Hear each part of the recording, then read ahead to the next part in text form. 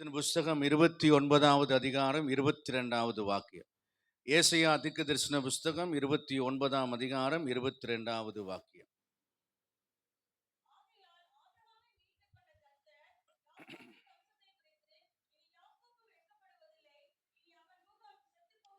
இனி யாக்கோபு வெட்கப்படுவதில்லை, அவன் முகம் செத்து போவதும் இல்லை. 23, 24 வாசி.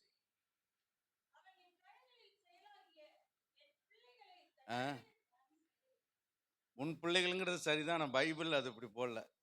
படி, சரியா படி. நீ ஒரு பைபிளே எழுதிடலாமா? படி. தன் பிள்ளைகளை தன் நடுவிலே காணும்போது என் நாமத்தை பரிசுத்தப்படுத்துவார்கள்.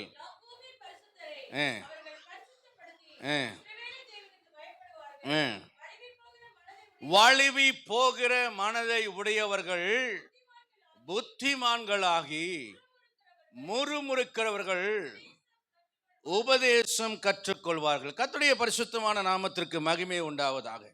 யாக்கோபினுடைய முகம் செத்து போவதில்லை. ஏன் அவனுடைய முகம் செத்து போவதில்லை தெரியுமா? யாக்கோபின் முகம் சாகாமல், அதாவது செத்து போயிடுச்சுன்னா உயிரற்று போயிடுச்சுன்னு அர்த்தம் அல்ல. வெட்கப்பட்டு போகுதல், நம்பிக்கையை இழந்த சூழ்நிலையில் தள்ளப்படுதல், முகம் வெளுத்து போகுதல் அல்லது முகம் கருத்து போகுதல், ஏதோ ஒரு எதிர்பார்த்த காரியங்கள் நிறைவேறாததுனால மிகுந்த அவமானம், இழப்புகள், சோதனைகள், பிரச்சனைகள் சொல்கிறதுனால அந்த முகத்தில் ஏற்படுகிற எதிர்மறையான மாற்றங்கள், துக்கத்தை தாங்க முடியாமல், வேதனைகளை தாங்க முடியாமல், குற்றமுள்ள மனசாட்சியினாலே அதை தாங்க முடியாமல் படுகிற கஷ்டத்தினால உண்டாகிற முகமாற்றத்தை வேதம் சொல்லுகிறது. அல்லேலூயா. சங்கீதக்காரனாகிய தாவீது சொல்கிறான், என் முகத்துக்கு ரட்சிப்பும் ஆனவரை நான் இன்னமும் துதிப்பேன். இயேசு என் முகத்துக்கு எப்படி ரட்சிப்பாக மாறினார்? என் முகம் செத்து போவதில் இருந்து நான் வெட்கப்படுவதை குறித்து ஆண்டவர் எப்படி அதை மாற்றினார் என்றால், ஏசாயா தீர்க்கதரிசன புஸ்தகம் 50வது அதிகாரம் 6-7 வசனங்கள் இவனமாக சொல்கிறது. தயவு செய்து வேகமாக வாசிப்போம். அடிக்கிறவர்களுக்கு என் முதுகையும், தாடை மயிரை பிடுங்குறவர்களுக்கு என் தாடியும் ஒப்பு கொடுத்தேன். அவமானத்துக்கும் உமிழ்நீருக்கும் என் முகத்தை மறைக்கவில்லை. அல்லேலூயா. யாக்கோபே, உன் முகம் செத்து போகாது. யாக்கோபே, நீ வெட்கப்பட்டு போவதில்லை. உன் முகம் கருத்து போவதில்லை. உன் முகம் வெளுத்து போவதில்லை. நீ நொந்து நூலாக போவதில்லை. ஏனென்று தெரியுமா? உன் அவமானங்களை அவர் ஏற்றுக்கொண்டார். உன்னுடைய துக்கங்களை எல்லாம் அவர் சுமந்து கொண்டார். உன்னுடைய வேதனைகளை எல்லாம் அவர் சுமந்து கொண்டார். ஆமென். கர்த்தருடைய பரிசுத்தமான நாமத்திற்கு மகிமை உண்டாவதா. தொடர்ந்து வசனத்தை படிங்க. கர்த்தராகிய ஆண்டவர் எனக்கு துணை செய்கிறார். யாக்கோபு இயேசுவை குறித்த தீர்க்க தரிசன வசனம் இது. ஆனால் இது நமக்கு சொந்தமாக எடுத்துக்கொள்ளலாம். கர்த்தராகிய ஆண்டவர் எனக்கு துணை செய்கிறார், ஆகையால் நான் வெட்கப்படேன், நான் வெட்கப்பட்டு போவதில்லை என்று அறிந்திருக்கிறேன். இந்த வசனத்தை அறிக்கை செய்வோமா? நான் வெட்கப்படுவதில்லை, நான் வெட்கப்பட்டு போவதில்லை என்று அறிந்திருக்கிறேன். ஏனென்றால் அவமானத்துக்கும் உமிழ்நீருக்கும் அவர் தன் முகத்தை மறைத்து கொள்ளவில்லை. என் அவமானங்களை தன்மேல் போட்டுக்கொண்டார். என் பாவங்களை அவர் தன்மேல் போட்டுக்கொண்டார். என் துக்கங்களை அவர் தன்மேல் போட்டுக்கொண்டார். அவர் அந்த கேடு அடைந்தார். ஏசாயா தீர்க்கதரிசி 52ஆம் அதிகாரத்தில் 14வது வாக்கியத்தில் இவனமாக தீர்க்க தரிசனமாய் பரிசுத்த ஆவியானவர் உதவி கொண்டு எழுதி வைத்திருக்கிறார். அவருடைய மனுஷரை பார்க்கலும் அவருடைய முக பார்வையும், மனுபுத்திரரை பார்க்கலும் அவருடைய ரூபமும் இவ்வளவு அந்த கேடு அடைந்தபடினாலே அவரை கண்ட அநேகர் பிரமைப்படைந்தார்கள். அவர் 10,000 பேரிலே சிறந்தவரா. அவர் முகம் சூரியனை போல பிரகாசிக்குமா. ஆனால் அவரோ இப்பொழுது அந்த பிரகாசத்தை இழந்தவராய், அந்த அழகை இழந்தவராய், அவர் துக்கத்திலேயும் வேதனையிலேயும் அவர் முகம் கருத்து அந்த கேடு அடைந்தது. காரணம் என்ன தெரியுமா? சிலுவையிலே என்னுடைய பாவங்களை அவர் தம்மேல் ஷிஃப்ட் பண்ணி கொண்டார். என் பாவங்களை அவர் சுமந்து கொண்டார். நம்மை பார்த்து சொன்னார், வருத்தப்பட்டு பாரம் சுமக்கிறவர்களே நீங்கள் எல்லாரும் என்னிடத்துக்கு வாருங்கள், நான் உங்கள் ஆத்துமாக்களுக்கு இளைப்பாறுதல் தருவேன், உங்கள் பாரத்தை எல்லாம் என் மேல் வைத்து விடுங்கள் என்று சொல்லுகிறார். என் நுகம் மெதுவாயும் என் சுமை லகுவாயும் இருக்கிறது, நான் உங்களை பாரப்படுத்த மாட்டேன், நான் உங்களை கஷ்டப்படுத்த மாட்டேன், மாறாக உங்கள் ஆத்துமாக்களுக்கு நான் இளைப்பாறுதல் தருவேன் என்று சொல்லுகிறார். என்னுடைய பாரங்களை அவர் சுமந்து கொண்டபடினாலே, என்னுடைய அந்த கேடையெல்லாம் அவர் ஏற்றுக்கொண்டினாலே இன்றைக்கு என்னுடைய முகம் பிரகாசிக்கிறது. எப்படி பிரகாசிக்கிறது தெரியுமா? சங்கீதம் 26 8 9 10 வசனங்கள் வாசிங்க.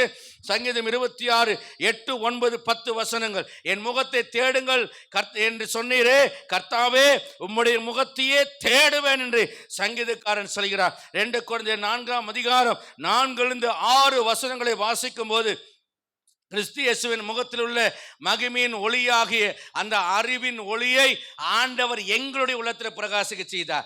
ஏனையா எங்கள் உள்ளத்தில் அவருடைய முகத்தில் இருக்கிற பிரகாசத்தை எங்கள் இதயத்தில் பிரகாசிக்க செய்ய வேண்டும் என்றால், இப்பிரபஞ்சத்தின் தேவனானவன் மகிமையின் சுவிசேஷத்தின் ஒளி நம்ம பிரகாசமாக இருக்கக்கூடாதபடிக்கு நம்முடைய மன கண்களை குருடாக்கி வைத்திருந்தான்.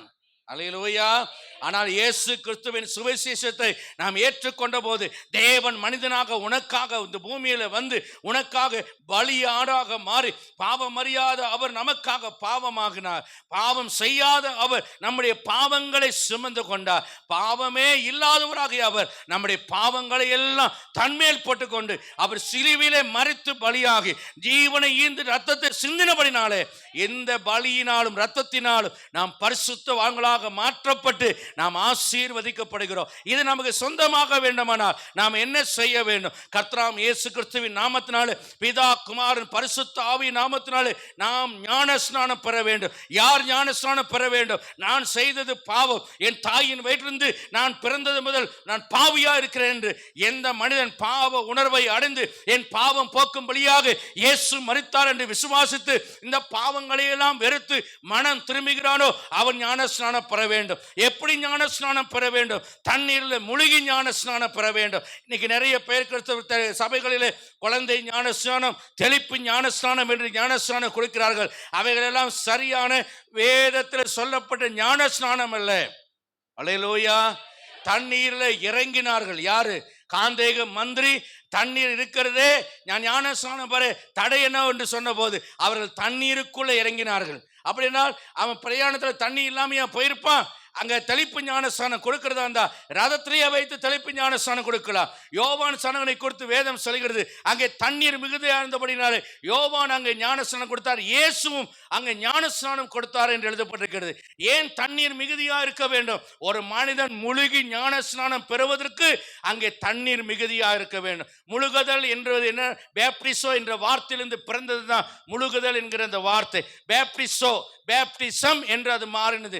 ஞான ஸ்நானம். ஸ்நானம் என்றால் குளித்தல் என்று அர்த்தம். ஒரு மனிதன் அவன் பாவம் போக பாவத்துக்கு மரித்து அவன் அடக்கம் பண்ணப்பட வேண்டும். தண்ணீரில் அவன் மூழ்கும் பொழுது அவன் இயேசுவோடு கூட, இயேசு பாவத்துக்காக மரித்தது போல அவனுடைய பாவ மனுஷன், பழைய மனுஷன் தண்ணீரிலே அடக்கம் பண்ணப்படுகிறான். அவன் மேலே எழும்பும் போது 3ஆம் நாளிலே மரித்து இயேசு உயிரோடு எழுந்தது போல அவன் உயிரோடு கூட எழும்புகிறான். ஆகவேதான் மூழ்கி ஞான ஸ்நானம் எடுக்க வேண்டும் என்று சொல்லுகிறோம். அது மாத்திரமல்ல, உங்களுக்கு ஞானஸ்நானம் கொடுத்தவர்கள் மூழ்கி ஞானஸ்நானம் எடுத்துள்ளா இருக்க வேண்டும். அப்போஸ்தலருடைய உபதேசத்தை உபதேசிக்கிறவர்களும் விசுவாசிக்கிறவர்களுமா இருக்க வேண்டும். தேவனுடைய பரிசுத்த ஆவியானவராலே அபிஷேகம் பண்ணப்பட்டு தேவனாலே அழைக்கப்பட்டு ஊழித்து செய்கிற மக்களாக காணப்பட வேண்டும். அவர்கள் மூலியமாய் கொடுக்கப்படுகிற ஞானஸ்நானம் தான் நம்மை பரலோகத்துக்கு கொண்டு செல்லும் ஞானஸ்நானமா இருக்கிறது. அப்படிப்பட்டவர்கள் தான் இந்த ராபோஜன பந்தியிலே நாம் எடுக்கும்படியாக நம்மை அர்ப்பணம் செய்து அவருடைய சரீரத்தின் பாடுகளுக்கும் பங்காளிகளாக நினைவு கூர்ந்து அவருடைய சரீரத்தின் அவயவமாய் ஐக்கியப்படும்படி இதில் நாம் பங்கெடுக்கிறோம். கரங்களை உயர்த்தி. ஆகவே வழுவி போகிற மனதை உடைய மனிதனாக ஒரு காலத்தில் நான் வாழ்ந்தேன். இயேசு எனக்காக சிலுவையிலே பலியான போது, என் மனக்கண்கள் சுவிசேஷம் பிரகாசிக்க செய்த போது, நான் வெட்கப்பட்ட அந்த கேடு அடைந்த என்னுடைய முகம் இன்றைக்கு கிறிஸ்து இயேசுவினாலே பிரகாசிக்கப்பட்டிருக்கிறது. ஏனென்றால் என் பாவங்கள் என்கிற காரியங்களை அவர் தன்மேல் போட்டுக் கொண்டபடினாலே அவர் அந்த கேடடைந்தார். என் முகத்தை அவர் பிரகாசிக்க செய்து என் முகம் சாகாதபடி, என் முகம் வெளுத்து போகாதபடி, என் முகம் வெட்கப்பட்டு போகாதபடி, என் முகம் அவமானப்படாதபடி என் தலையை உயர்த்துகிற தேவனா இருக்கிறார். அல்லேலூயா. இரண்டாவது காரியத்தை சொல்லி நான் கடந்து போகிறேன். இரண்டாவதாக எஸ்தரின் புஸ்தகத்தில் வாசிக்கிறோம். சங்கீதம் 23:5 படிங்க. அதே போல எஸ்தர் 6ஆம் அதிகாரம் 12-13 வசனத்தை படிங்க. சங்கீதம் 23:5.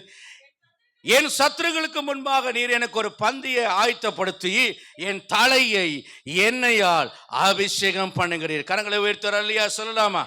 யாக்கோபே, உன் முகம் செத்து போவதில்லை, ஏனென்றால் கர்த்தர் உன் சத்துருக்களுக்கு முன்பாக உன் தலையை அபிஷேகம் பண்ணுகிற தேவனாயிருக்கிறார். அதாவது உன் தலையை உயர்த்துகிற தேவனாயிருக்கிறார். எஸ்தர் 6ஆம் அதிகாரத்தில் நாம் வாசிக்கிறோம் 12-13 வசனத்தில் ஆமான் ராஜாவினிடத்தில் பேசும்படி வருகிறான். என்ன பேசும்படி வருகிறான்?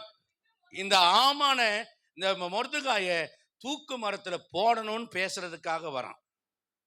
என்ன பண்றான்? தூக்கு மரத்துல போடணும்னு பேசிருக்காங்க. உங்களுக்கு எதிராக எந்த ஆயுதங்கள் எல்லாம் உருவாக்கப்படும் போது பயப்படாதிருங்கள். உங்களுக்கு எதிராக திட்டங்கள் திட்டப்படும் போது பயப்படாதுங்கள். உங்களுக்கு எதிராக ஒரு பாளையம் இறங்கும் போது பயப்படாதுங்கள்.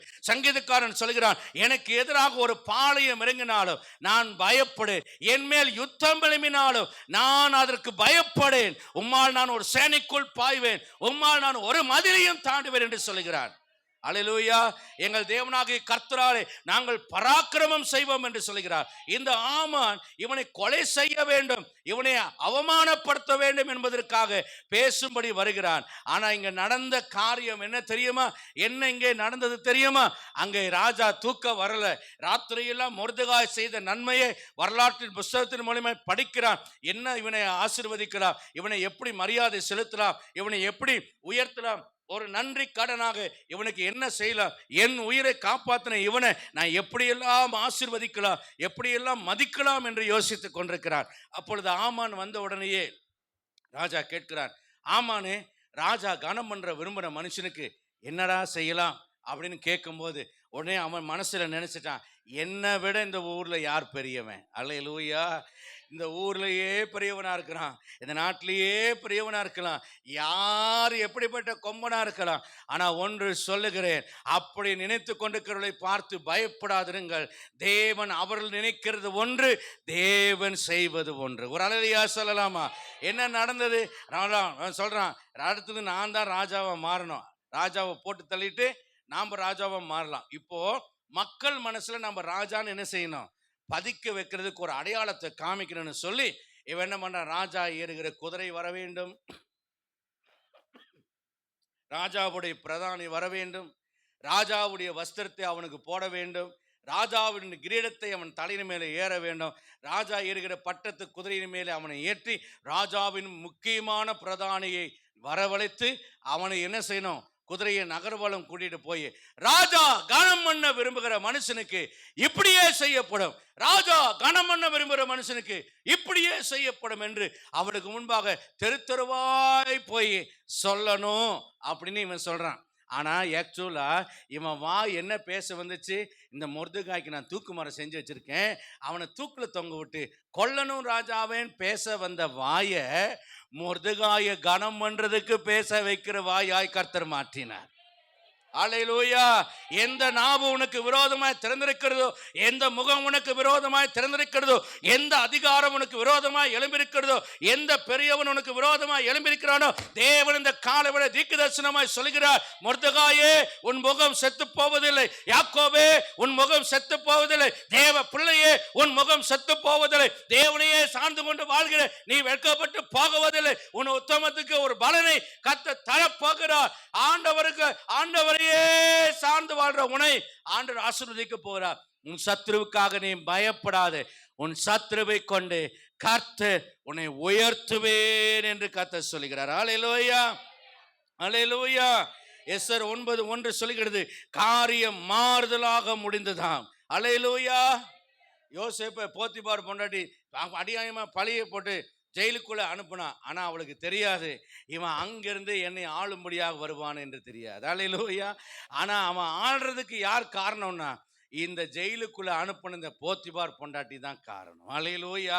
எத்தனை போத்திபார் பொண்டாட்டி எழும்பலாம், எத்தனை சகோதர சகோதரிகள் பொறாமையாளர்கள் உங்களுக்கு விரோதமாக எழும்பலாம், எந்த அதிகார வர்க்கங்கள் உங்களுக்கு விரோதமாக எழும்பலாம், என்ன சட்டங்கள் வேண்டாலும் உங்களுக்கு விரோதமாக ஏற்றப்படலாம். ஆனால் இந்த காலவெளியில் யாக்கோபே உன் முகம் செத்து போவதில்லை என்று கர்த்தர் சொல்கிறார். உன் சத்துருக்களுக்கு எதிரே உனக்கு ஒரு பந்தியை ஆயத்தப்படுத்தி உன் தலையை அபிஷேகம் பண்ணி உன்னை உயர்த்துகிற தேவனாயிருப்பார். சங்கீதம் 3:3 சொல்லுகிறது. வாசிக்கலாம். சங்கீதம் 3:3. காணாலும் கர்த்தாவே நீர் என் கேடகம், என் மகிமையும், என் தலையை உயர்த்துகிறவர். சொல்லுங்க பக்கம் எல்லாரும், என் தலையை உயர்த்துகிற தேவனா இருக்கிறேன், என் தலையை உயர்த்துகிற தேவனா இருக்கிறேன். உன் மாமனார் உன்னை கேவலமா பேசின உன் மாமனார் முன்னாலதான் கர்த்தர் உன் தலையை உயர்த்துவார். அல்லேலூயா. என் வாழ்க்கையை நான் சொன்னேன்னா அது சங்கடமா போயிடும், நான் சொல்ல மாட்டேன். ஆனால் எந்த வாயெல்லாம் உங்களை அவமானப்படுத்துதோ, எந்த வாயெல்லாம் உங்களை ஏமாத்துதோ, எந்த வாயெல்லாம் உங்களை மட்டம் தட்டுதோ, எந்த வாயெல்லாம் யாக்கோபுடைய மாமனார் 10 தடவை சம்பளத்தை மாத்தின செக்கரா பிராடு. என்ன மாமனாரு? பிராடு மாமனார். 10 தடவை சம்பளத்தை மாத்தின பிராடு மாமனார். ஆனா பிராடு மாமனார இவனே மக்கா திருடன், எத்தேன் திருடன் இல்லை எத்தேன். ஆனா அவனையே ஏமாத்துறதுக்கு ஒரு மாமனார் இருக்கிறான். பொண்டாட்டியே மாத்தி போட்டான். என்ன பண்ணா? பொண்டாட்டியே மாத்தி போட்டான். அவன் சொல்றான், யாக்கோபுக்கு தாங்க முடியல, எங்க அப்பனை ஏமாத்தின இந்த ஒரு பாவத்துக்கு, எங்க அண்ணனை ஏமாத்தின இந்த ஒரு பாவத்துக்கு, இந்த 2 பாவத்துக்கு 10 மடங்கா என்ன மாத்தி போட்டானே. ஆண்டவர் சொல்றார், யாக்கோபே இனி எவனும் உன்னை ஏமாத்த மாட்டான்டா. உன் முகம் செத்து போகாது. உன் மாமனார் உன்னை ஏமாத்திட்டான்னு சோர்ந்து போகாத மருமகனே. எந்த மாமனாரெல்லாம் உன்னை ஏமாத்தினாலும் சோர்ந்து போற மருமகனே, உன்னை அற்பமா எண்ணுகிறான் நினைக்கிற மருமகனே, ஆண்டவர் சொல்லுகிறார், இந்த கால வேளையில உன் முகம் செத்து போவதில்லை, உன் முகத்தை கர்த்தர் பிரகாசிக்க செய்ய போகிறவரா இருக்கிறார். அல்லேலூயா, அல்லேலூயா. சங்கீதம் 132:18 சொல்கிறது, என் சத்துருக்களுக்கோ வெட்கத்தை ஊட்டுவார், அவன் மீதிலோ அவன் கிரீடம் பூக்கும். அல்லேலூயா. உன் மேல தேவன் கிரீடத்தை பூக்க செய்வார், உன் சத்துருக்களுக்கு வெட்கத்தை உடுத்துவார். ஆமென். கர்த்தருடைய பரிசுத்தமான நாமத்துக்கு மீகா 7:7-10 சொல்லுகிறது, என் சத்துருவே எனக்கு விரோதமாய் நீ சந்தோஷப்படாதே, நான் பாவம் செய்தேன், தேவனுடைய கோபத்தை நான் சுமப்பேன், நான் விழுந்தாலும் தள்ளுண்டு போவதில்லை, நான் இருளிலே உட்கார்ந்தாலும் கர்த்தர் எனக்கு வெளிச்சமா இருப்பார், நான் அவருடைய நீதியை பார்ப்பேன். அல்லேலூயா, அல்லேலூயா. அவரை சொல்லிட்டு சொல்றேன், அவன் சொல்றான், கன்ஃபஸ் பண்ணுங்க, நான் கர்த்தருக்கு விரோதமாய் பாவம் செய்தேன், அவர் எனக்காக வழக்காடி என் நியாயத்தை விசாரிக்க மட்டும் அவருடைய கோபத்திலே சுமப்பேன், அவர் என்னை வெளிச்சத்திலே கொண்டு வருவார், அவருடைய நீதியை பார்ப்பேன். அப்பொழுது ஏன் மாற்ற மாட்டிய வசனத்தை? உன் தேவனாகிய கர்த்தர் எங்கே என்று என்னோடு சொல்லுகிற என் சத்ருவானவள் அதை பார்க்கும்போது வெட்கம் அவளை மூடும், என் கண்கள் அவளை காணும், ஆனா என் முகமோ கம்பீரமாய் உயர்த்தும். அல்லேலூயா, அல்லேலூயா.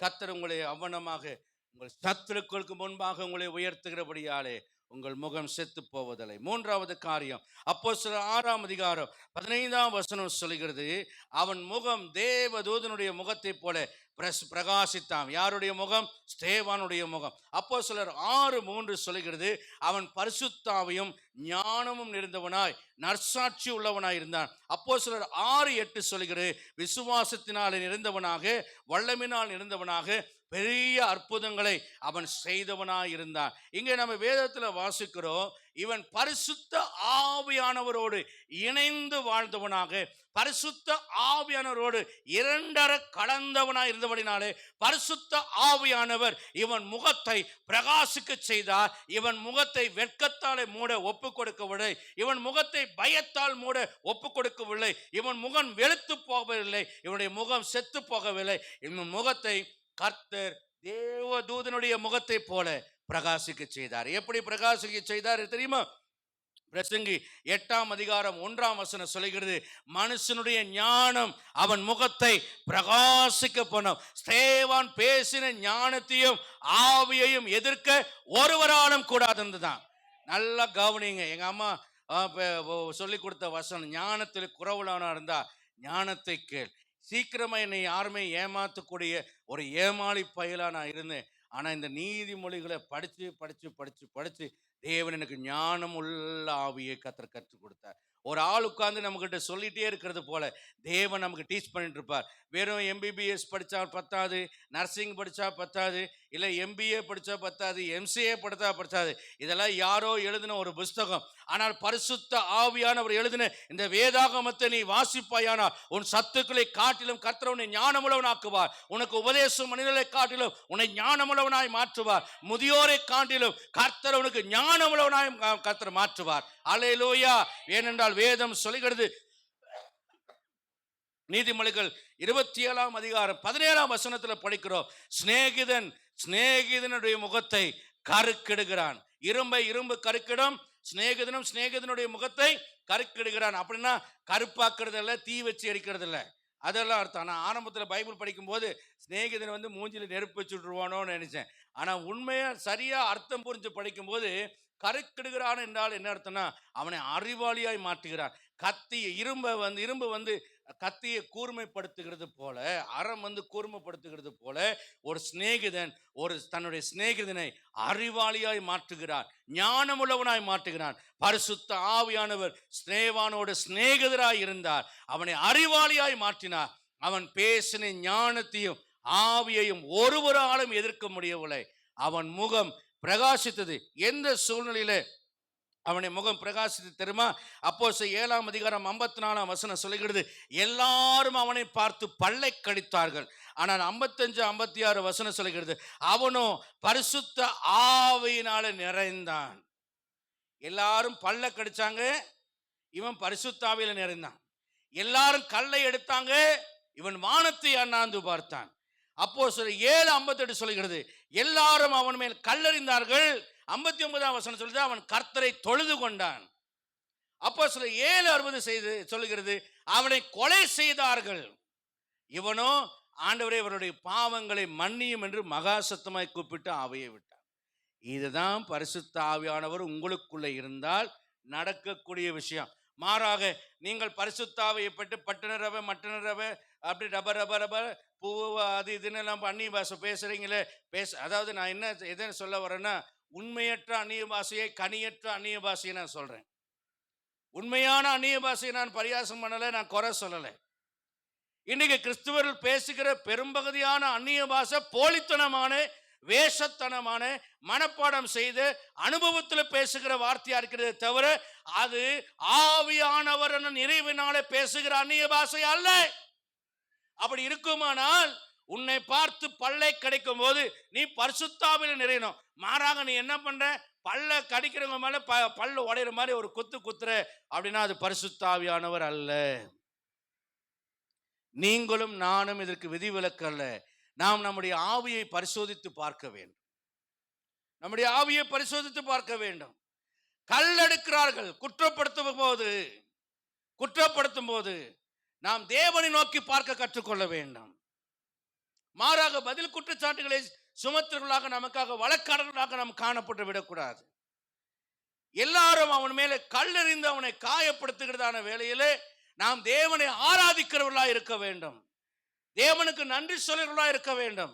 தேவனை துதிக்கிறவர்களாக இருக்க வேண்டும். பவுலும் சீலாவும் அடித்து காயப்படுத்தப்பட்ட போது ராத்திரியிலே சிறைச்சாலையிலே தொழுமரத்திலே கால்கள் கட்டப்பட்ட நிலைமையிலே, கைகள் சங்கிலிலே கட்டப்பட்ட நிலைமையிலே கர்த்தரை துதித்து பாடி ஆராதித்தார்கள். காயப்படுத்தப்படும் போது, வேதனைப்படுத்தப்படும் போது தேவனை ஆராதிக்கிற அனுபவம் இருக்குமானால் இதுதான் பரிசுத்த ஆவியானவர் உங்களுக்கு இருக்கிறது அத்தாட்சி. கொலை செய்யும் போது ஆண்டவரே இவர்கள் தாங்கள் செய்கிறது என்னன்னு அறியாமல் செய்கிறார்கள், இவர்களுக்கு மன்னியும் என்று பரிந்து பேசுகிற ஆவி உங்களுக்கு சேதத்தை ஏற்படுத்தும் போது, உங்களுக்கு இழப்பை ஏற்படுத்தும் போது, உங்களுக்கு நஷ்டத்தை ஏற்படுத்தும் போது ஆண்டவரே இவர்களுக்கு மன்னியும் என்று நீங்கள் ஜெபிப்பீர்களானால் நீங்களே பரிசுத்த ஆவியினால் நிரப்பப்பட்ட தேவ மனிதனாயிருப்பீர்கள். உங்கள் முகத்தை இருட்டடிப்பு செய்ய, வெட்கப்படுத்த, அவமானப்படுத்த உலகத்தில் வேற எந்த சக்தியுமே கிடையாது. நீங்கள் பரிசுத்த ஆவியினால் நிரப்பப்பட்டவர்களாக இருப்பீர்களானால். ஸ்தேவான் பரிசுத்த ஆவியினால் நிரப்பப்பட்டவனாய் இருந்தான். அவனை யாராலும் அவன் முகத்தை சாகடிக்க முடியவில்லை. அவன் முகம் செத்து போகவில்லை, அவன் வெட்கப்பட்டு போகவில்லை. மாறாக தேவதூதனுடைய முகம் போல பிரகாசித்தது.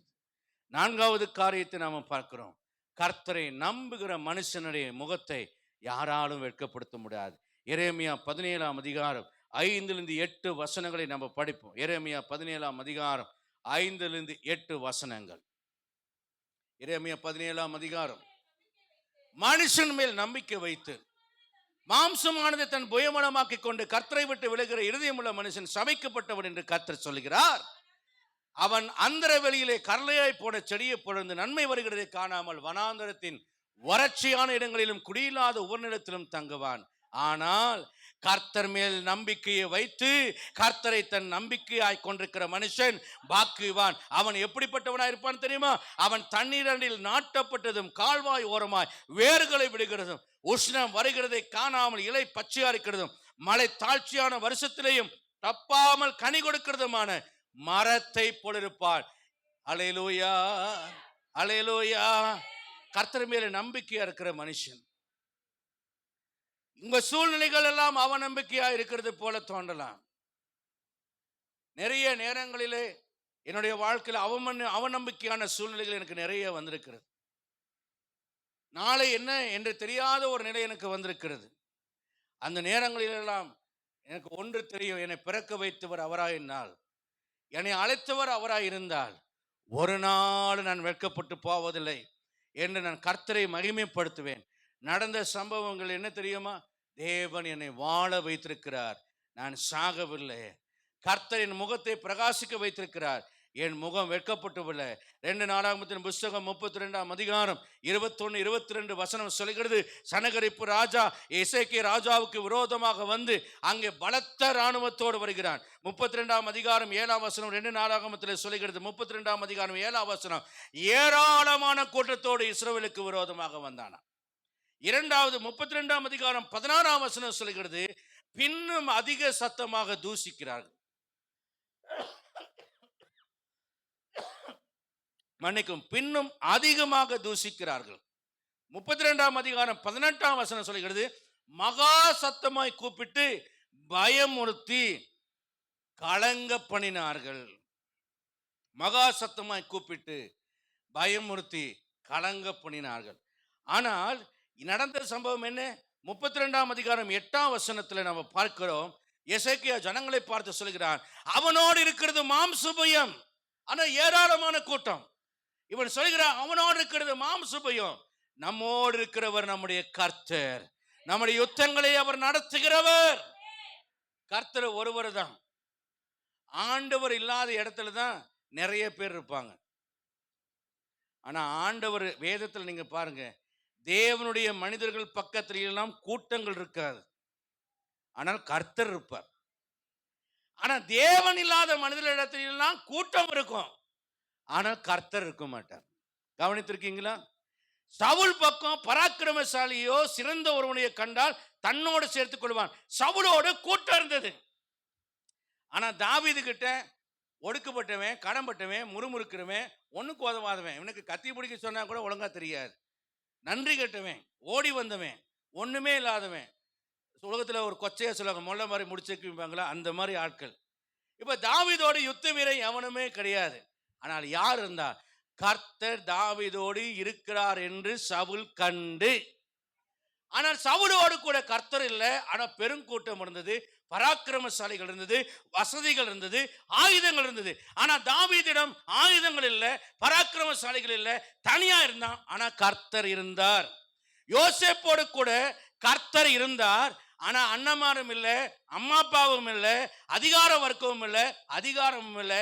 அவன் தனித்தவனாக இருந்தான், அவன் அடிமையாக இருந்தான். அல்லேலூயா.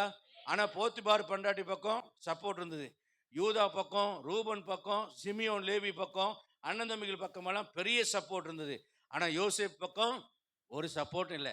நீங்க யோசிக்கிறீங்களா, எங்க அண்ணன் தம்பி எனக்கு சப்போர்ட் பண்ணல, எங்க அக்கா தங்கச்சி எனக்கு சப்போர்ட் பண்ணல, சொந்த பந்தம் எனக்கு துணையா இல்லை, நான் தனியா இருக்கிறேனே என்று யோசிக்கிறீங்களா? அவங்கெல்லாம் உங்களோட இருக்க வேண்டாம், ஆனால் கர்த்தர் உன்னோடு கூட இருந்தால் போதுமான. ஏனென்றால் கர்த்தர் உன் துணையாக, உன் நம்பிக்கையாக அவர் இருப்பாரானால், வேதம் சொல்கிறது, சங்கீதம் 34:5 சொல்கிறது, உம்மை நோக்கி பார்த்த முகங்கள் பிரகாசம் அடைந்தது, அது வெட்கப்பட்டு போகவில்லை. இன்னொரு வசனத்தை வாசிங்க, சங்கீதம் 123 1 2 வசனம் 3 4 வசனங்களில் படிக்கும் போது அதுல இவனமாக வாசிக்கிறோம். வேலைக்காரருடைய கண்கள் எஜமான் கையை நோக்கி இருக்குமா போல, வேலைக்காரின் கண்கள் எஜமானின் கையை நோக்கி இருக்குமா போல, கர்த்தாவே எங்கள் தேவனாகிய கர்த்தர் எங்களுக்கு இரக்கம் செய்ய வரைக்கும் எங்களுடைய கண்கள் உம்மையே நோக்கி கொண்டிருக்கிறது. சுகஜீவியுடைய நிந்தையினால மிகவும் நாங்கள் நிறைந்திருக்கிறோம், அகங்காரர்களுடைய நிந்தையினாலே நாங்கள் மிகவும் நிறைந்திருக்கிறோம் என்று சொல்லுகிறான். ஆனால் இப்பொழுது சொல்லுகிறான், உம்மை நோக்கி பார்த்த முகங்கள் பிரகாசம் அடைந்தது, வெட்கப்பட்டு போகல. வீட்டில் தனியாக கஷ்டப்படுறீங்களா? வயதான காலத்தில் தனியாக கஷ்டப்படுறீங்களா? கைவிடப்பட்டது போல நான் இருக்கிறேனே ஆண்டவரே, யாரும் எனக்கு இல்லையே, உதவி செய்ய ஆள் இல்லையே, இந்த வயதான நாட்களிலேயோ பலவீனமான காலங்களிலே நான் ஒன்றியாய் விடப்பட்டு கஷ்டப்பட்டு கொண்டிருக்கிறேனே என்று யோசிக்கிறீர்களா? கர்த்தர் சொல்லுகிறார், மாம்சமானது உனக்கு பயபலமாக்கி கொள்ளாமல் கர்த்தரை உன் பயபலமாக்கி கொண்டிருக்கிறபடினாலே கர்த்தர் உன்னோடு கூட இருக்கிறார். உன் முகம் வெட்கப்பட்டு போவதில்லை, உன் முகம் செத்து போவதில்லை. தேவன் உன்னை முகத்தை பிரகாசிக்குவார். அல்லேலூயா. ஐந்தாவது காரியத்தை நான் சொல்லி வேகமாக நான் முடிக்கிறேன். நீ ஆசாரிய ராஜ்யத்திலே இருப்பாயானால் உன்னுடைய முகம் வெட்கப்பட்டு போவதில்லை.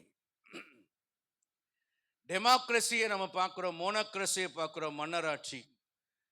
தியோக்ரஸியை நீங்கள் பார்க்க வேண்டும், அது ஆசாரிய ராஜ்யம். இந்த ஆசாரிய ராஜ்யம், தியோக்ரஸி என்றால் ஆசாரிய ராஜ்யம். இந்த ஆசாரிய ராஜ்யத்தில் என்ன நடக்கிறது? தேவன் ஆசாரியர் மூலமாய் ஜனங்களை ஆளுவார். சாமுவேலின் காலத்தில், ஏலியின் காலத்தில் கர்த்தர் ஜனங்களை ஆளுகை செய்தார். சாமுவேலை ஜனங்கள் பார்த்து சொல்லுகிறார்கள், நீர் எங்களை ஆள வேண்டாம், உங்களுடைய பிள்ளைகள் சரியில்லை, எங்களுக்கு எல்லா ஜாதிகளை போல ஒரு ராஜா வேணும். அவனுக்கு அது வருத்தமாக இருந்தது. ஆண்டவரிடத்துல போய் சொல்லுகிறான். ஆண்டவர் சொல்லுகிறார், நீ இதுக்காக வருத்தப்படாதே, அதை கேட்ட அவங்க தான் வருத்தப்படணும். ஏன்னு கேட்டா, ராஜா இந்த ஜனங்களுடைய பிள்ளைகளை எடுத்து தனக்கு வேலைக்காரர்களை வைத்துக் கொள்வான். இவருடைய வயலின் விளைவில் 5 ஒரு பங்கை எடுத்துக்கொண்டு தனக்கு வரியாக கட்ட சொல்லுவான்.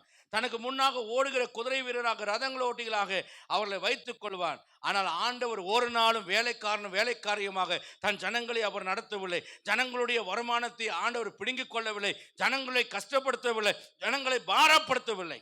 இப்ப ஆண்டவர் சொல்கிறார், அவர்கள் உன்னை தள்ளவில்லை, நான் அவர்களை ஆளாதபடிக்கு அவர்கள் என்னைத்தான் தள்ளினார்கள்.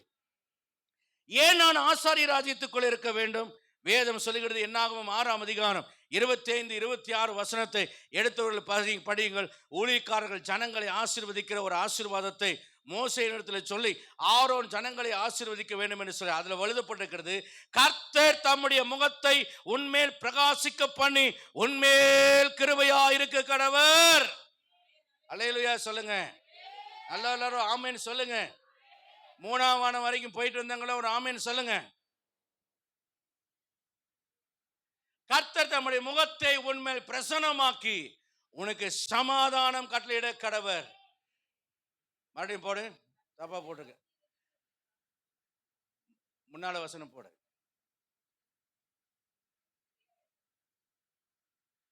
கர்த்தர் தம்முடைய முகத்தை உன்மேல் பிரகாசிக்க பண்ணி, படிமா.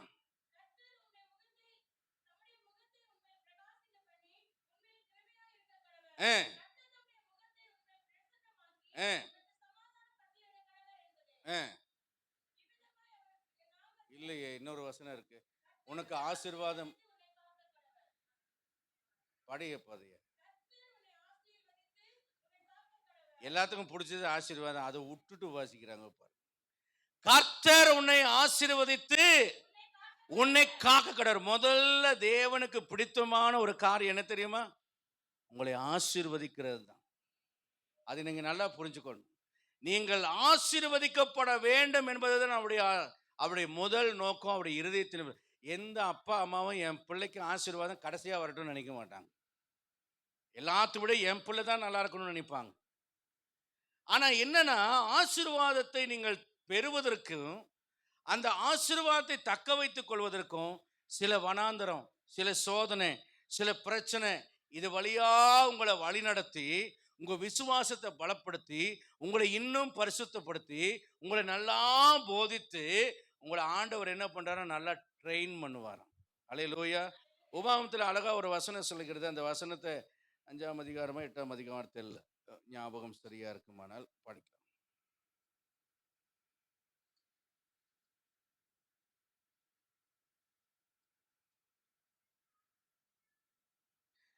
பாருங்க, உபாகமம் 8ஆம் அதிகாரம் 2ஆம் வசனம். உன் தேவனாகிய கர்த்தர் உன்னை சிறுமைப்படுத்தும்படிக்கும் தம்முடைய கட்டளை நீ கைக்கொள்வாயோ கை கொள்ள மாட்டாயோ என்று அவர் உன்னை சோதித்து உன் இருதயத்தில் உள்ளதை நீ அறியும்படிக்கும் உன்னை இந்த 40 வருஷமானமும் வனாந்திரத்தில் நடத்தி வந்த எல்லா வழிகளையும் நினைப்பாயாக.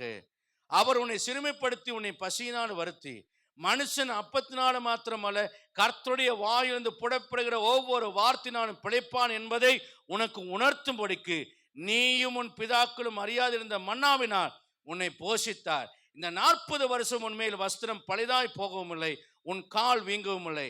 ஒருவன் தன் புத்திரனை சிட்சிக்கிறது போல உன் தேவனாய் கர்த்தர் உன்னை சிட்சிக்கிறார் என்று நீ உன் இருதயத்தில் அறிந்து கொள்வாயாக. ஆகையால் உன் தேவனாய் கர்த்தருடைய வழியில் நடந்து அவருக்கு பயப்படும்படிக்கு அவர் கைப்பனைகளை கை கொள்ள கடவாய். ஆண்டவர் சொல்லுகிறார்.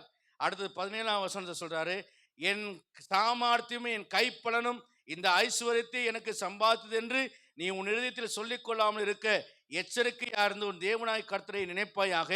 அவரே உன் பிதாக்களுக்கு ஆணையிட்டு கொடுத்து தம்முடைய உடன்படிக்கையை உறுதிப்படுத்தும்படி இந்நாளில் உனக்கு உண்டாயிருக்கிறது போல ஐஸ்வர்யத்தை சம்பாதிப்பதற்கான வேலனை உனக்கு கொடுக்கிறவர். அல்லேலூயா. ஏன் என் வாழ்க்கையில சோதனை வருது? ஏன் என் வாழ்க்கையில பசி வருது? மனுஷன் அப்பத்தினால மாத்திரமல்ல தேவனுடைய வார்த்தையினால் பிழைப்பான் என்பதை அறியும்படிக்கு கர்த்தர் வனாந்திரத்தில் நடத்துகிறார். அந்த வனாந்திரத்திலே பாதை இல்லை, ஆனா பாதை இல்லாத இடத்திலே பாதையை ஏற்படுத்துகிற நம்முடைய ஆண்டவர் வனாந்திரத்திலே வழியை ஏற்படுத்துகிறார். வனாந்திரத்தில் தண்ணீர் இல்லை, ஆனால் அவாந்திர வெளியில ஆறுகளை ஓட பண்ணுகிறார். அங்கே அற்புதங்களை அதிசயங்களை கர்த்தர் செய்வார். யார் இருக்கிற எகிப்து தேசத்துல அற்புத அதிசயம் செய்ய வேண்டிய அவசியம் இல்லை. கோதுமையும் மச்சங்களும் இருக்க வேண்டிய இடத்துல அங்கே மன்னாவை அவனுக்கு அனுப்ப வேண்டிய அவசியம் இல்லை, காடுகளை அனுப்ப வேண்டிய அவசியம் இல்லை, எல்லாம் இருக்கிறது. ஆனால் எதுவும் இல்லாத சூழ்நிலையில உன்னை போஷிக்கிறவர் ஒருவர் உண்டு. பார்வோன் உன்னை போஷிக்கிறானா, தேவன் உன்னை போஷிக்கிறாரா என்பதை அறிய வேண்டுமானால் பார்வோனிடத்திலிருந்து உனக்கு விடுதலை கொடுத்து எகிப்து தேசத்திலிருந்து உன்னை தள்ளி கொண்டு வந்து வனாந்தரமான வழியில வைத்து செழிப்பை மாற்றி வனாந்தரமான பாதையில நடத்தும் பொழுது உன்னுடைய கால் வீங்காது, உன் பாதரட்சை தேயாது, உன் வஸ்திரம் பழுதாய் போவாது, உன் பசியினாலே வறந்து விடா. உன்னை அப்பம் தண்ணி எல்லாமே கொடுத்து கர்த்தர் உன்னை போஷிப்பார். உன்னை மனப்பூர்வமாய் அவர் கஷ்டப்படுத்துவதில்லை, மனப்பூர்வமாய் அவர் உன்னை சிறுமைப்படுத்துவதில்லை. கர்த்தர் மேல் இருக்கிற நம்பிக்கை விசுவாசம் உனக்கு பெருகுவதற்காகவே தேவன் இந்த வாதிகளிலே உன்னை வழிநடத்தி செல்கிறார். ஆகவே மறைவில்லாத அந்த வனாந்தரத்தில் வெயில் நூசத்துக்கு மேகத்தை அனுப்பினார். ஒரு நாள் வந்தால் அது எதர்ச்சி என்று சொல்லலாம், 10 நாள் வந்தால் அது கிளைமேட் சேஞ்ச் என்று சொல்லலாம். ஆனால் 40 வருஷமும் மேகம் அவர்களுக்கு மறைவாக வந்தது. 40 வருஷம் இரவிலே அக்னி ஸ்தம்பம் அவர்களோடு கூட வந்தது. 40 வருஷம் மன்னா பெய்தது. 40 வருஷம் அவர்களுக்கு தண்ணீர் குறையவில்லை, அவருடைய தேவைகள் குறையவில்லை. உதவிகள் ஏதும் கிடைக்காது அந்த வனாந்தரத்தில் கர்த்தர் அவருடைய பாளையத்தில் உதவி செய்யும்படியாக உலாவிக் கொண்டிருந்தார். ஆலயமோ சத்தியமோ இல்லாத வனாந்தரத்தில் கர்த்தர் அங்கே வனாந்தரத்தில் சபையை உருவாக்கினார்.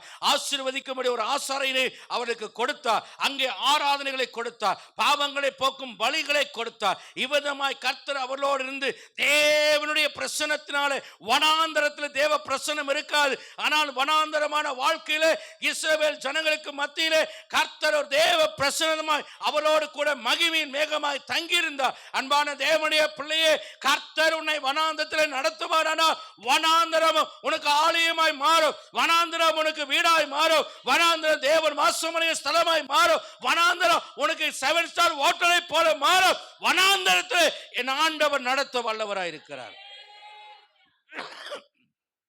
வேலை இல்லாத நாட்களிலேயும் போஷிப்பார், கைவிடப்பட்ட நேரங்களிலேயும் போஷிப்பார்.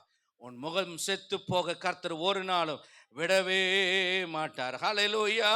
அற்புதங்கள் அதிசயங்களை கர்த்தர் நடக்க செய்து உன்னை ஆசீர்வதித்து உன் நாமத்தை மகிமைப்படுத்துவார். நீ வெட்கப்பட்டு போகாதபடி காப்பார். சங்கீதம் 79:1 சொல்லுகிறது, சங்கீதம் 79:10 சொல்லுகிறது, சங்கீதம் 115:2 சொல்லுகிறது, புறஜாதிகளுக்கு நடுவில் உன்னை மகிமையாக மேன்மையாக கர்த்தர் வைத்திருப்பாரே தவிர அவர்கள் மத்தியிலே வெட்கப்படும்படி செய்ய மாட்டார். உங்களுடைய தேவன் எங்கே என்று கேட்கிற புறஜாதிகளுக்கு முன்பாக கர்த்தர் நான் இங்கே இருக்கிறேன் என்று சொல்லி உங்களை ஆசீர்வதிக்க வல்லவராக இருக்கிறார். எசேக்கியேல் 36 அதிகாரம் 20-30 வசனம் வரைக்கும் நம்ம வாசிக்கும் போது அந்த வசனத்துல வாசிக்கிறோம், புறஜாதிகளுக்கு முன்பாக பஞ்சத்தினால் உண்டான நிந்தை நீ அனுபவித்து வந்தாய், உன்னை பஞ்சத்தினால் உண்டாக நிந்தையை நீ மாற்றி உன்னை கோதுமையினால் நீ நிரப்புவேன் என்று கர்த்தர் சொல்லுகிறார். அல்லேலூயா, அல்லேலூயா, அல்லேலூயா. நல்ல ஒரு அல்லேலூயா சொல்லுங்க. ஆமென். 33, 35, 36 வசனம் சொல்லுது, பாலானதை நான் கட்டுவேன் என்று சொல்லுகிறார். யோபேல் 2:25 வாசிக்கும் போது, வெட்டுக்குழிகளும் முசுக்கொட்டை பூச்சிகளும் பட்சித்த வருஷங்களின் விளைவை நான் திரும்ப உங்களுக்கு தருவேன் என்று சொல்லுகிறார். 26, 27 வசனத்தில் சொல்லுகிறார், சம்பூர்ணமாய் சாப்பிட்டு திருப்தி அடைந்து உங்களை அதிசயமாய் நடத்தி வந்த தேவனை நீங்கள் துதிப்பீர் என்று சொல்கிறார். 27 வசனத்தில் வாசிக்கும் போது, உன் இரட்சகராகிய உன் ஆண்டவர் உன் நடுவிலே இருக்கிறேன் என்று சொல்கிறார். தேசமே பயப்படாதே, மகிழ்ந்து களி கூறு, கர்த்தர் பெரிய காரியங்களை செய்வார். இந்த மே மாதத்திலையும் கர்த்தர் பெரிய காரியங்களை செய்வார். ஜூன் மாசத்திலையும் கர்த்தர் பெரிய காரியங்களை செய்வார். நிறைய உதவிகளை ஒத்தாசைகளை கர்த்தர் உங்களுக்கு தந்தள்ளி உங்களை ஆசீர்வதிப்பார். 1ஆம் தேதியில கர்த்தர் சொன்ன வார்த்தையை சொல்லி நான் கடந்து போகிறேன். எரேமியா 32:43 வாசிக்கிறோம், இந்த தேசத்திலே நான் அவர்களை நாட்டுவேன் என்று கர்த்தர் சொல்கிறார். அதே போல எரேமியா 32:44 வாசிக்கிறோம், நிலங்கள் கொல்லப்படும், இடங்களை வாங்குவீர்கள் என்று கர்த்தர் சொல்லுகிறார். 33ஆம் அதிகாரம் 10-11 வசனத்தில் வாசிக்கும் போது, மணவாளன் சத்தம், மணவாட்டின் சத்தம், கீத வாத்தியங்களின் சத்தம், கர்த்தரை துதிக்கிறவருடைய சத்தம், பலி செலுத்தினுடைய சத்தம், பிள்ளைகளின் சத்தம், மகிழ்ச்சியின் சத்தம், களிப்பின் சத்தம், ஆடல் பாடலின் சத்தத்தை பாழான வீதிகளிலே நான் கேட்கப்படும் என்று சொல்லுகிறார். உன் வீடு பாழாய் போயிருக்கிறது என்று சொல்லுகிறாயா? என் வாழ்க்கையில் வெளியில இல்லை என்று சொல்லுகிறாயா? ஒரு நன்மை வராது என்று சொல்லுகிறாயா? உன் வீட்டிலே மங்கள காரியங்கள் நடக்கும், ஆசீர்வாதமான நேரங்கள் வரும், பிள்ளைகளின் சத்தத்தை நீ கேட்பாய், புதிய குழந்தைகள் உன் குடும்பத்தில் பிறப்பார்கள், நல்ல பேர குழந்தைகளை பார்ப்பாய், நல்ல திருமண காரியங்கள் நடக்கும், கலகலப்பாக உன் வீடு மாறும், உயர்வுகள் வரும், ஆசீர்வாதங்கள் வரும். பாழாய் தனியாய் ஒன்றியாய் இருக்கிற உன் வீட்டிலே பிள்ளைகளின் சத்தத்தினால் உன் வீடு நிறைந்திருக்கும், கர்த்தரை துதிக்கிற சத்தத்தினால் நிறைந்திருக்கும், தேவனை துதிக்கிற பாடலின் சத்தத்தினால் நிறைந்திருக்கும். இவ்வனமாய் தேவன் உன்னை ஆசீர்வதித்து உன்னை மகிமைப்படுத்தி என் ஆண்டவர் உயர்த்த போகிறார்.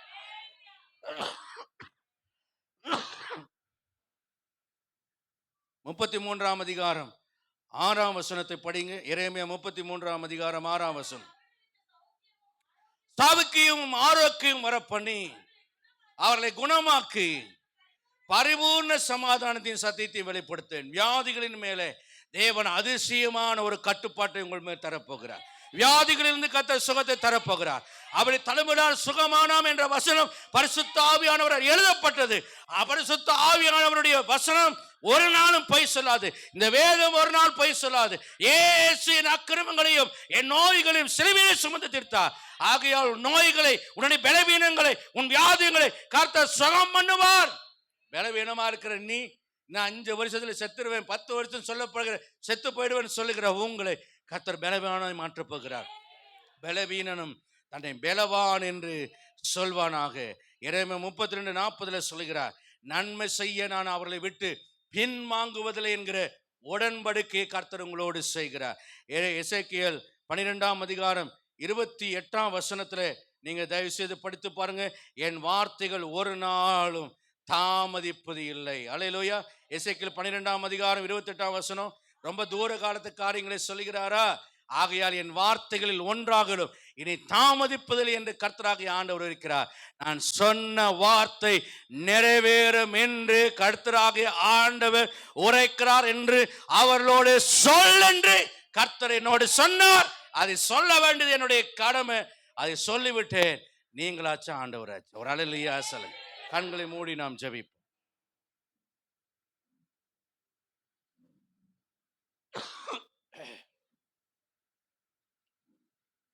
விசுவாசத்தோடு கூட அவர் அனுப்பின வார்த்தை அவர் விரும்பின காரியத்தை செய்து அவரிடத்துக்கு திரும்பி வரும். தேவ வார்த்தையை விசுவாசியுங்கள், அர்ப்பணம் செய்யுங்க. உம்முடைய வார்த்தைகளுக்கு நான் என்னை ஒப்புக் கொடுக்கிறேன் ஆண்டவரே. இந்த காலவெளியில் நீர் சொன்ன வார்த்தையில் என் முகம் இனி யாக்கோபின் முகம் செத்து வைக்கப்படுவதில்லை, அவன் முகம் செத்து போவதும் இல்லை. உன் முகம் செத்து போகாது. நீ வெட்கப்பட்டு போக மாட்டே. இந்த நம்பிக்கையோடு கூட இந்த இடத்தை விட்டு கடந்து போ. ரட்சிப்பை தருவார். உன் குடும்பத்தை கர்த்தர் நினைவு கூறுவார். நீ கைவிடப்பட மாட்டாய். கர்த்தர் உனக்கு சொன்ன இந்த வார்த்தைகள் தாமதிப்பதில்லை. அது தீவிரமாய் நிறைவேறும், மிக வேகமாக நிறைவேறும். நீ வெட்கப்படுவதில்லை, உன் முகம் செத்து போவதில்லை என்று கர்த்தர் சொல்லுகிறார். தேவன் உங்களை ஆசீர்வதிப்பாராக. பரிசுத்தமான பிதாவே, உம்முடைய சமூகத்தில் எங்களை தாழ்த்து வருகிறோம். உம்முடைய வார்த்தைகளுக்காக எங்களை முழுமையாய் நாங்கள் அர்ப்பணம் செய்கிறோம் ராஜாவே. தேவருடைய ஆவியானவர் எங்களுக்கு வெளிப்படுத்தி கொடுத்த இந்த வார்த்தைகளின் அடிப்படையில் நாங்கள் வெட்கப்பட்டு போகாதிருந்து, எங்கள் முகம் செத்து போகாதிருந்து, உம்மை நோக்கி பார்த்த உங்கள் பிரகாசம் அடைந்தது. அது வெட்கப்பட்டு போகவில்லை என்று எழுதப்பட்ட வார்த்தையின்படி எங்களை நடத்துவீராக. நெடுங்காலம் காத்திருக்கிறதில் இதயத்தை இலக்கப்படும். விரும்பினது வரும்போது ஜீவ விருட்சம் போல் இருக்கு என்று எழுதப்பட்ட வார்த்தையின்படி எங்கள் மன விருப்பங்களை நிறைவேற்றுகிறவரே, உமக்கு நாங்கள் நன்றி சொல்கிறோம்.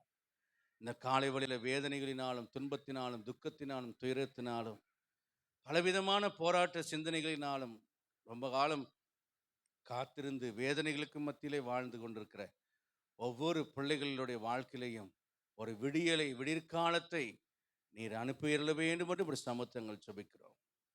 அவருடைய மன வாஞ்சிகள் நிறைவேறட்டும்.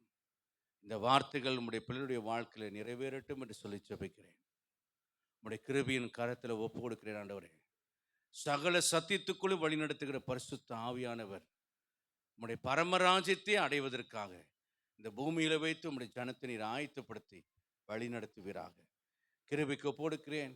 நீர் வெளிப்படுத்தின நல்ல வார்த்தைகளுக்கு நன்றி. அவைகள் தாமதிக்காமல் உம்முடைய ஜனங்களுக்கு நிறைவேறி அவர்கள் ஆசீர்வதிக்கப்பட பலன் தாரும்.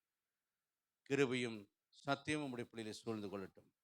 கிருபையுள்ள வசனத்துக்கும் பரிசுத்த ஆவி நிறைவுக்கும் உம்முடைய பிள்ளைகளை ஒப்பு கொடுக்கிறேன். ஆசீர்வதியும் இயேசு ரட்சகர் நாமத்தில் வேண்டுகிறேன் நல்ல பிதாவே. ஆத்துமாவே கர்த்தரை ஸ்தோத்திரி, முழுமையை பரிசுத்த நாமத்தை ஸ்தோத்திரி. ஆத்துமாவே கர்த்தரை ஸ்தோத்திரி. கர்த்தர் செய்த சகலவாக மறவாது. நம்முடைய கர்த்தராகிய இயேசு கிறிஸ்து கிருபையும் பிதாவாகிய தேவனுடைய அன்பும் பரிசுத்த ஆவியின் அன்பினைக்கும் ஆசீர்வாதம், சந்தோஷம், சமாதானம் நம் அனைவரோடு உலகிற்கு சகல பரிசுத்தவான்களோடும் என்றும் என்றும் கர்த்தர் திரும்ப வரும்பொழுதும் இருப்பதாக. அல்லேலூயா. கர்த்தர் உங்களை ஆசீர்வதிப்பாராக. God bless you all. Hallelujah.